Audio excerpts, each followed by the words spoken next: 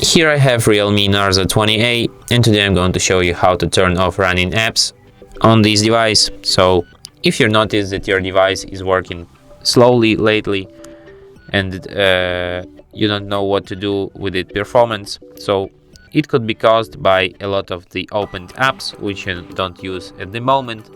So what you can do about it is to just tap the recent button, and here you can see all of your opened apps which possibly are slowing your device down. So what you can do about them is to just tap this close all button, and after that all of these apps will be closed and your device's performance will get higher. And that's it. Thanks for watching. If you find this tutorial useful, don't forget to hit that like button and subscribe to our channel.